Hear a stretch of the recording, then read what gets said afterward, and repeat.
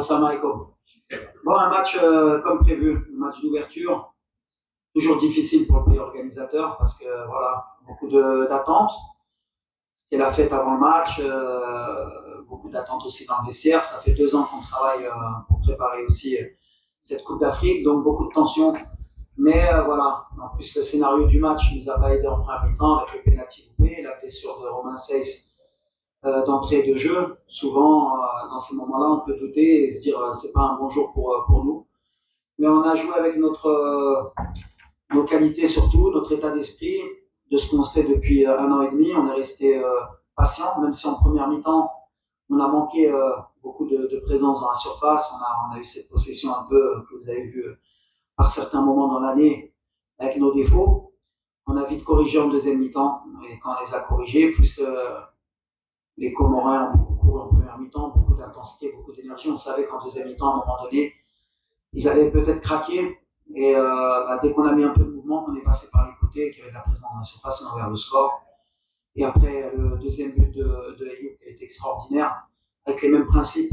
Donc voilà, 2-0, c'est mérité. Voilà, on aurait peut-être même pu aller mettre un troisième. On s'est un peu relâché dans les 5-7 dernières minutes. C'est un peu pas m'énerver, mais mériter, parce qu'il faut rester concentré et respecter jusqu'au bout. Mais c'est très très bien pour le public, pour l'équipe. Et on sait qu'on va monter en puissance. De toute façon, l'objectif, c'est pas d'être prêt et de faire le meilleur match possible dès le premier match. Donc voilà. Bonsoir, coach Oussama Zidane du journal Al-Bayan en face. Bonsoir. Ma question concerne l'état de santé de Romain Seyss, si on peut avoir plus d'informations, merci. Romain, on n'a pas encore le diagnostic exact. Il a ressenti derrière le genou. Est-ce que c'est musculaire? Est-ce que c'est autre chose? On va voir. Aujourd'hui, je ne peux pas vous dire s'il est sorti, est-ce qu'il a vraiment ressenti quelque chose. Donc ça va être établi rapidement. On espère que c'est pas grave pour qu'on puisse le récupérer dans la compétition. Parce que voilà, comme je l'ai dit, c'est un joueur d'expérience. Maintenant, voilà, comme j'ai dit, on a un effectif. On a Yannick, on a Massina, on a le petit avec Boudel. Et on savait que de toute façon, si on va aller au bout, on aura besoin de tout le monde. Mais c'est un coup dur pour l'équipe avec Achraf aussi. On a des joueurs à gérer. Je le sais que c'est une compétition qui est toujours difficile. Il va falloir gérer les absents, il va falloir gérer les blessés. On a l'expérience. On espère que c'est pas grave pour Romain. Bonsoir coach, félicitations. Sincèrement, je ne m'attendais pas à voir Islam Rahimi débuter le match. C'est un joueur qui est joueur d'espace. On s'attendait bien à que cette équipe de Comores va défendre. Donc, au moment où nous avons inscrit, j'ai dit là, on va retrouver le Soufiane contrôlé. Et c'est là que Walid a décidé de le changer. Comme quoi, j'avais une autre lecture du match, moi, au départ. Je voulais un joueur rapide, habile dans la surface, qui puisse aussi combiner, parce qu'on savait que vous allez jouer à 3 derrière. Et dans mon idée, alors peut-être que j'ai eu tort, c'était de mettre un attaquant plus mobile qu'un attaquant fixe pour pas faciliter les défenseurs adverses, comme ils étaient à 3, pour pas qu'ils aient plus de tranquillité. Après, moi, je le vois d'une autre manière. Je le vois que Sofiane, il a travaillé pour l'équipe, il a fait beaucoup d'appels pour que les 3 centraux, à un moment donné, puissent se fatiguer et pour que Ayoub ou Youssef puissent en profiter. Donc voilà, des fois ça marche, des fois ça marche moins bien, mais voilà, c'est des choix. Mais c'est vrai qu'on a hésité avec le staff au début de match, est-ce que Youssef, Ayoub ou Sofiane, mais moi j'étais parti dans l'idée que Sofiane, avec sa mobilité, avec ses appels de balle, avec il peut décrocher aussi pour pouvoir se retourner et créer des situations. Il l'a bien fait par moment, mais après, face à des blocs bas, c'est toujours difficile pour n'importe quel attaquant. L'idée pour nous, en fait, en général, et vous verrez que c'est ce qu'on dit, en fait, l'attaquant qui débute, en général, il a du mal à marquer. Et celui qui rentre, il marque depuis certains mois. Quand Ayoub il a commencé, Sofiane rentre, marque. Quand Ayoub commence, Youssef rentre, marque. Si ça reste comme ça, qu'à chaque fois qu'il y en a un qui marque, moi ça me va. Mais en tout cas, voilà, comme j'ai dit, le plus important, c'est que l'attaquant il travaille pour l'équipe. On a beaucoup de joueurs qui peuvent marquer, donc c'est le plus important. Mais ta question elle est très pertinente et elle était dans le doute au début de match. Salut. Salut, coach Walid, félicitations pour le match. J'aimerais revenir sur la petite séance qu'il y a eu entre Paris et Sofiane. J'aimerais savoir si est-ce que tu as prévu une hiérarchie dans le tireur de pénalty ou ça a été sur la confiance du joueur? Non, le tireur officiel c'est Sofiane. Ensuite, il y a Brahim. Après, comme dans comme toute équipe, Brahim, il est très motivé pour cette CAN. Je pense que peut-être il a voulu aussi se rassurer à tirer ce penalty, mais à la fin, la hiérarchie elle a été respectée. Mais ça nous arrive de temps en temps qu'il se pose des questions qui va pas. Donc, mais à l'arrivée, le premier c'est Rahimi, le deuxième c'est Brahim, et le troisième, je crois que c'est Unahi. Comme ça, les adversaires ils le sauront.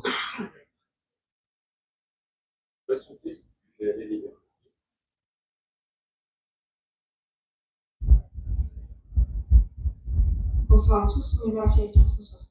Félicitations parce que c'est excellent pour votre entrée en liste. Est-ce que vous vous attendiez, d'abord comment est-ce que vous êtes allé chercher les ressources, vous avez puisé ces ressources pour revenir dans le match qui était plutôt compliqué au premier abord.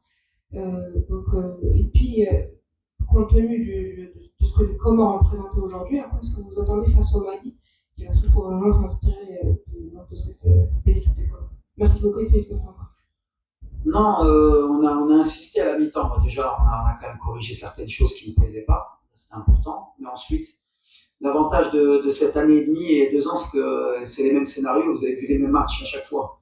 Donc voilà, on s'est dit de rester dans ce qu'on sait faire, d'être patient et qu'en deuxième mi-temps, forcément, ils allaient craquer parce que voilà, la débauche d'énergie que doit fournir l'adversaire quand il est aussi bas et quand il doit courir sans ballon, avec l'intensité qu'on met à la perte, bah, nous aussi on perd de l'énergie, mais on a un banc qui permet de garder cette énergie. À un moment donné, à part sur un accident, voilà, on se doit de marquer. Donc c'est ce qui est arrivé. Donc on a repositionné certains joueurs en leur expliquant exactement qu'il fallait revenir à nos principes. À partir du moment où ils ont respecté les consignes, ben voilà, c'est beaucoup plus facile pour nous. Ensuite, attention, les Comores, il faut respecter, c'est une belle équipe, elle pose des problèmes à tout le monde dans sa dernière participation, que ce soit à la CAN. Elle a fini première de son groupe pour se qualifier à la Coupe d'Afrique devant la Tunisie, avec 12 points. Donc voilà, on savait que ça n'allait pas être un match facile. Et ils étaient à la hauteur de ce pays qui est magnifique et ce peuple qui a des belles valeurs. Et les valeurs, ils les ont montrées aujourd'hui sur le terrain. Ils n'ont pas lâché une fois, même quand on menait 2-0. Et ça a tout à leur honneur. Mais voilà, ils nous ont bien fait rentrer dans la compétition, donc c'est très bien. Comme ça, ni on s'enflamme et ni on doute. Donc c'est un bon match pour eux. Mais je tiens à les féliciter pour leur match. Ensuite, face au Mali, ce sera un match différent. Chaque match va être différent. Et puis je pense que le Mali, quand même, ils ont aussi beaucoup de joueurs de très haut niveau. Ils vont vouloir aussi peut-être plus jouer. Ce sera un autre match où nous aussi, on aura peut-être moins de possession. Il faudra aussi s'adapter. On verra aussi que la personnalité qu'on a quand on n'a pas le ballon et la rigueur qu'on peut avoir. En tout cas, ça va être aussi un vrai test pour nous, comme pour le Mali. Question, please. Bonjour coach Edov, félicitations. Hier, vous nous avez dit que peut-être tu vas jouer Hakimi, peut-être pas. Alors finalement, ce matin, quand vous avez réveillé, c'est quoi la décision que vous avez faite? Et avec Mazraoui qui a joué comme ça, est-ce que vous avez vraiment besoin de Hakimi peut-être ou peut-être pas? Déjà, on a besoin, oui, d'Hakimi, parce que c'est le meilleur joueur africain, c'est un des meilleurs joueurs au monde. Donc, il n'y a pas une équipe au monde qui peut se permettre de jouer sans son meilleur joueur. Et nous, honnêtement, avec un Hakimi aussi aujourd'hui, on aurait sûrement été meilleur. Mais comme tu l'as dit, Mazraoui, c'est un joueur fantastique et je l'ai toujours mis, honnêtement, dans la hiérarchie autant aussi fort que Achraf, avec d'autres qualités. Quand on a Achraf, c'est un autre style de jeu. Je pense que le style de jeu d'Achraf aujourd'hui nous aurait aussi aidé dans le couloir, peut-être plus. Mais on n'a pas pris de risque, c'est pour répondre à votre question par rapport à Achraf. Voilà, il revient, il est déjà revenu plus vite que prévu. On fait très attention parce qu'on a vraiment envie de le récupérer pour ce tournoi. On n'a pas envie de le récupérer juste pour 20 minutes ou pour un match. Donc on va voir là dans les 48 heures comment il est, pour voir s'il peut débuter contre le Mali. Et comme j'ai dit avant, est-ce qu'il débutera autant au dernier moment. En tout cas, nous on est persuadés qu'il jouera dans cette CAN et on l'attend impatiemment.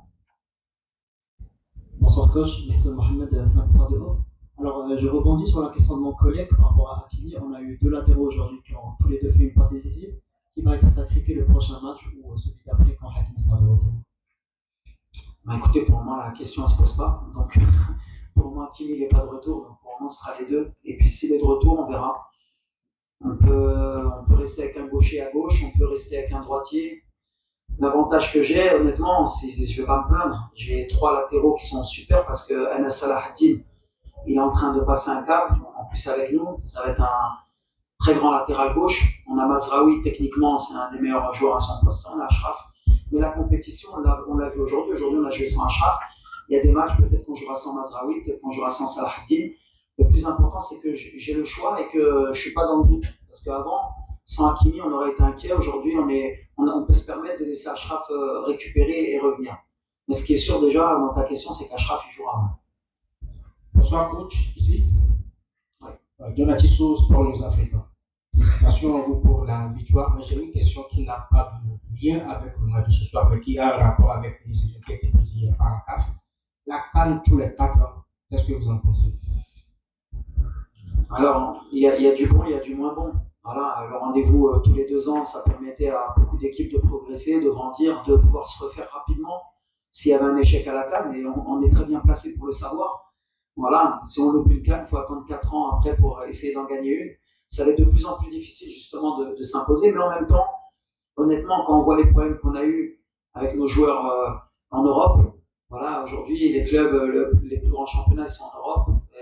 Les meilleurs joueurs africains jouent en Europe. Il y a des intérêts et beaucoup de joueurs africains qui sont sous-cotés dans les clubs parce qu'ils jouent cette CAN tous les 2 ans. Ça leur permet pas des fois de passer un cap et c'est dommageable pour eux. Alors peut-être qu'il y aura un mal pour un bien, peut-être le fait que les clubs européens sachent qu'un Africain joue que tous les 4 ans la CAN, peut-être qu'ils mettront l'argent que méritent ces joueurs et peut-être qu'ils feront plus confiance à ces joueurs parce qu'ils sauront qu'ils les perdent moins pendant la CAN. Mais voilà, moi je suis d'avis que le football est en train de changer. Je suis pas forcément avec ce football-là, mais il faut s'adapter comme avec ces joueurs et cette nouvelle mentalité. L'Afrique, je pense qu'elle progresse aussi. Je pense que cette compétition, elle est aussi forte que l'Euro. Parce que voilà, il y a des vraies équipes, maintenant il y a des vrais stades. L'Afrique va encore plus grandir, on verra la prochaine Coupe du Monde.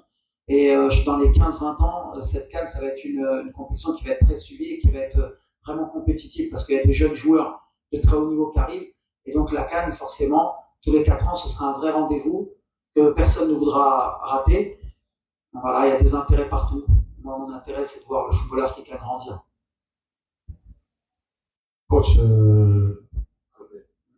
السلام عليكم فيليسيتاسيون هذا كوتش هاد المول الصباح نشوف ثاني كوتش السيناريو اللي ما كيبغيش شي مدرب يتصاب لك القائد ديالك يعني في اول مقابلات ديال هذا الكا كيفاش يعني شتي التعليق ديالك حول الاصابه ديال عميد الفريق. السؤال الثاني كوتش شفنا ما سجلناش 6 جولات واحد بس لان الكوتش عندنا زعما كيدير في المؤتمر والكوتش عنده واخا نخليو هذا ديال التعليق ديال على الاصابه ديال عميد الفريق حيت حنا كنعرفوا الاهميه ديال داخل المنتخب الوطني. شكرا. بحال اللي قلت لك ملي كتبدا الكومبيتيسيون ماشي خايب بالحق ديما عندك ديك لا طونسيون ديك تفرح الجمهور وتدخل مزيان في لا كومبيتيسيون. بحال اللي قلت لك لو سيناريو ملي كتشوف ان بينالتي في الاول كتسديو والكابيتان ديالك اللي عاودتي عليه في هاد لا كومبيتيسيون تبليسا تقدر تدخل لك الدوت. على هادشي انا فرحان بهاد الفرقه باسكو واخا هيدا فوالا نايف رجع لبلاصتو يميك دخل في اليمين بحال اللي ما طرا والو. ياسين هز الكابيتانا اللي كيستاهل وبقينا في ستيل اللي نقدر نقول اون با دوتي نعرفو باسكو بزاف مرات في لي 18 فيكتوار اللي درنا كونسيكوتيف je sais plus, il faudrait que je revoie les statistiques. شحال ربحناهم في deuxième mi-temps. Donc voilà, on sait qu'on est une équipe en deuxième mi-temps. On monte en régime. Donc voilà, maintenant la correction aussi باش نتهنى انا وحتى الجمهور يتهنى هي première mi-temps de marquer le plus rapidement possible quand même باش le jeu il soit plus ouvert pour nous. شكرا. غير وليد هنيئا لكم الشعب المغربي كامل بداية موفقة بعيدا عن اللاعبين والاصابات. بالامس وليد تنسيب الجمهور انه يكون السند رقم واحد وانه يكون التفاعل ديالو كبير. اليوم واش انت راضي على الجمهور او لا الجمهور خصو يكبر شي شويه تشجيع في الماتشات القادمه؟ شكرا. لا راضي بعدك كما ديال ما خصهمش يوزع خايبه. اي واحد اللي عنده البيه يستاهل يكون هنا ويشجع المغرب. حك اللي بغيت هي يفهموا ملي باش نديرو ان شاء الله كاس افريقيا ماشي غير اللعابه ماشي غير ستاف خصنا نكونوا مجموعين وخصو موما ديك ملي جوستومون في لا بيريود بروميير ميطون ملي الكره ما بغاش تدخل ولا حنا شويه نحسين ولا كطرا شي حاجه هما يبقاو مع الفرقه باش يشجعوا معليش كيحسوا بها الدراري والماتش كامل ماشي غير دي طون 5 مينوت 10 مينوت. اليوم غندير لهم النوت اليوم كان احسن من لي ماتش اللي دازو في الرباط ولا في طنجه بحال اللي فاقوا شويه بالحق اللي جايه غتكون انكور بليس صعيبه غنطلب منهم انكور بليس بحال هما كيطلبوا منا سي لوجيك باش مجموعين ان شاء الله اللي غيكون صعيب الماتش وما يربحونا ديما كنقول لهم الدراري في الفيسير كنقول كنلعبوا في 11 كنلعبوا 12 دونك ولا ديك 12 ماشي معنا غنلعبوا غير 11 دونك هما خصهم يفهموا هادشي ماشي باش ندير هاد الجمهور يستاهل لا المغاربه اي واحد يستاهل يكون هنا بحال اي واحد خصو يشجع الفرقه وخصو يخرج من الستاد بلا صوت هادشي اللي كنطلب منهم ان شاء الله باش نفرحوا مجموعين. Last question, please. Bonsoir tout le monde, bonsoir coach. C'est votre travail du journal du matin. Alors coach, je voudrais qu'on puisse se pencher sur le cas d'un guerrier en milieu de terrain. Je parle de Neil Inaoui. On a vu comme après tout le lot de difficultés que vous avez éprouvé en première mi-temps, comment est-ce qu'il a tenu la baraque. Ensuite, vous avez opté pour les côtés, vous avez joué un jeu plus direct. On l'a vu aussi sur le pressing, il mettait beaucoup de volume. Donc un petit commentaire sur la prestation de Neil. Neil, pour moi, je l'ai dit, alors, je vais être toujours dithyrambique le concernant. Pour moi, c'est un joueur vraiment d'équipe. C'est des joueurs qui, aujourd'hui, dans le football moderne, c'est pas sur qui on met la lumière. Il n'y a que peut-être les connaisseurs vraiment du football qui vont se rendre compte de son rôle. Aujourd'hui, c'est une pièce maîtresse. Aujourd'hui, honnêtement, l'équipe elle a changé dès qu'elle est arrivée. On a retrouvé un peu l'équipe du mondial avec cette intensité. Parce qu'au milieu de terrain, il nous donne ce volume. Je pense qu'il tourne 12 ou 13 km par match. Il soulage Amrabat. On voit qu'Amrabat est meilleur avec Neil aussi. Voilà, au milieu de terrain, aujourd'hui, la clé des succès, c'est le milieu de terrain. Et aujourd'hui, si on n'a pas de volume au milieu de terrain, Neil, il nous l'a donné. On est très content de l'avoir récupéré au bon moment. Donc voilà, qui continue comme ça. Et l'avantage qu'il y a, c'est que tu peux même l'enflammer.